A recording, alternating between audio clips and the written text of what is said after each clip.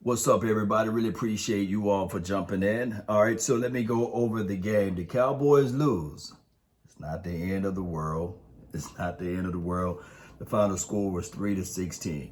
The Cowboys technically won in every other category as relates to the offense, most collective yards in the game, most rushing yards, most passing yards, but they lost in one main category, turnovers. They got to clean that up. But one of the major points that I take away from the game was the first and the second quarter. They held the Steelers to 0, primarily with our first team defense and some of the players on the offense did a remarkable job. Of course, Garrett Gilbert, if you were to say if you got holes in his particular approach to the game, was the red zone efficiency. Now, we can either chalk that up to coaching or just the decision making. From one of the things that I pulled out of the game, number 79. Oh my goodness, number 79. He's just not the answer as a backup or whatever. Highsmith was able to beat him twice and really beat him like 4 times in a row there. And the quarterback was just lucky to get the ball out on the first 2 previous times or what have you. So that goes to show you that we probably have to go back to the chalkboard and say, okay, all right, this is the guy that we need to insert in as a left tackle in case of this or in case of that. Now, also within the confines of the game, these are the guys that stood out to me, especially number 11, Parsons. He did a great job. Was it Kennedy? Did a wonderful job. Number 31 did a wonderful job of standing in. And Boss Man Fat, they rarely threw the ball his way. So he did a wonderful job, in my opinion. A big scare, Big Bo at the end of the game had a big scare because he limped off or what have you. So we want to make sure that all is well. We hope all is well with him. Nashawn Wright, he fought. Although he lost at the point of contact or at the release against Clay Chasepool, at least he was still underneath. Just poor technique at the end there. Clay pushed off a little bit and was able to pull the ball in. He landed on the ball, knocked the wind out of him. And that was the last time we saw him, I believe. But Nashawn Wright did a wonderful job out there. Azura Kamara. On the stat sheet, it was only showing 1 tackle for him. However, he was flying out to the ball, creating pressure. And then toward the latter part of the preseason game, number 48, first 48, Jabril Cox, showed us a little something. So when we look into this preseason game, we're looking at the individuals. Now, we do know that football is a collective, is a team sport. But we got to pay attention to the individuals, those who are able to separate themselves from the others as an individual piece. I think that Reggie Davis, he pressed too much, and I think that he played himself out of the league if you were to just go off the first take. Now, they may keep him around for camp body because we do need a kickoff and a punt return guy, but he didn't showcase his best talent. I think he had 12 yards of receiving there. And I think out of 2 receptions, something like that, as far as his receiving situation. So those are things that the Cowboys really going to have to take a look at as it relates to that. Now, as far as the Reggie Robinson on the defensive side, he showed some flashes. The game wasn't too big for him. Although last season he was playing at safety, for crying out loud, he looks better at cornerback for this opening. Now, in this game, we have to understand this, Cowboy Nation, as everything goes the way it's planned to go. I'm looking at the running back situation that they probably just roll with the 3 because I didn't get a chance to see. Maybe say he's the possible 3 in the possible, but I'm thinking that it's going to be Ezekiel Elliott, Tony Pollard, and Rico. He showed us something. 34, just had a lot of splashes there. And then 45, if you want to keep a fullback.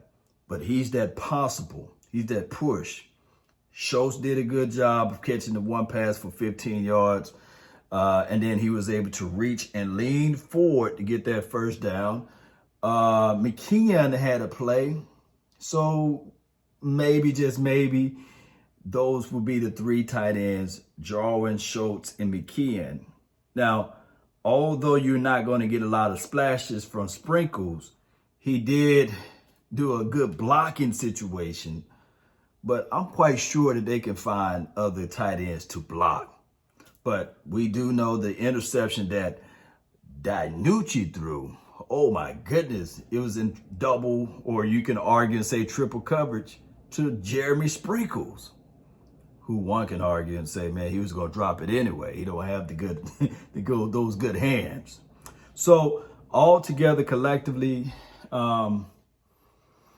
Dan Quinn, he was in the press box. He wasn't down on the field level. He wanted to get a good view of everything and see the proper evaluation. I think that during the season, he may be down inside on the sidelines, but we'll find out down the line where he's going to be situated at. And that's not a major positive or negative. That's just an observation there. I do know that when you have a lot of guys that you're trying to evaluate, it's 90 players out there, that you need to have a bird's eye view of things. And that's probably what he was doing in that particular situation. Now, the offense, we're going to have to go back to the drawing boards. One of the major observations that I was able to pick up from the offense, and there's nothing to throw shade or it as relates to Kellen Moore, but when they line up in I formation, they ran the ball. So Kellen Moore, you got to get a little bit more creative. Not saying that you show your hand. Not saying that you show your hand in preseason, but it's a telltale sign if you're in shotgun, and then you go into I, and then a lot of people going to look at that power I. That's a run formation. That's a run suit. If I'm the DB, I'm stepping in a little bit closer. If I'm the linebackers, I'm yelling. Wherever they shifting at, move a little bit closer because it's about to be a run. To me personally, Kellen Moore, just to throw some stuff out, this is chess, no longer checkers. Maybe you can pass out of that I formation a few times to throw the opposing team off. And I know that this is just practice, but you're going to have to improve a little bit on the disguise or make it a little bit difficult for the opposing team. That's just my observations on the offensive play calling there. Now, we do know who Cooper Rush is, and we do know who Ben DiNucci is. It's time for us to knock on some doors and see if we can get another quarterback in. Now, you may want to pump the brakes until they get down to the 75 cut, player cut, what have you, because from that angle, maybe, just maybe, you can get a more qualifying caliber of a backup quarterback. It's not time to panic, but dog it.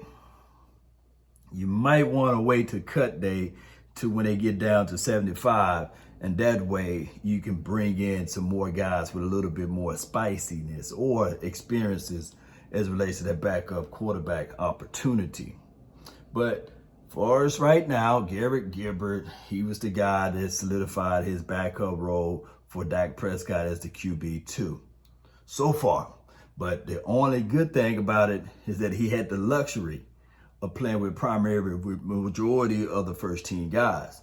The unknown guy that stood out to me was Kyron Brown. Y'all help me out with the pronunciation there for the nation. He was able to come down and field, willing tackler, from what we were able to see out there. When his number was called, he stood up and stepped in. So shout out to him. Now, as far as Dorrance Armstrong and is it Terrell Basham, they did their deals out there. Dorrance Armstrong, he was standing up primarily, so he was playing some of that Leo role. But we'll find out how the season progresses and where we're going to really put Dorrance Armstrong, for crying out loud. But outside of that, this is just practice, expedition game. First one, by the way. So collectively, good football, No major injuries so far. And maybe, just maybe, around practice time against the LA Rams, we'll see a little bit more. And also when we play against the Arizona Cardinals, I believe August the 13th, we will see a little bit more from the offense and defense. Cowboy Nation, post me your thoughts, post me your concerns down below. Shout out to Parson for picking up that fumble and doing a great job at that and just utilizing his speed to make certain tackles. And shout out to Boss Man Fat because they didn't pass his way. The surprising guy that came in was Azura Kamara, Reggie Robinson, as well as Kieran Brown. Those guys stood out to me. Anthony Brown, got my reservations on him. Post me your thoughts down below. That's been my time. I really thank you all for yours. And remember, you're listening to nothing but the best. Go Cowboy. Let's go. We out. Peace.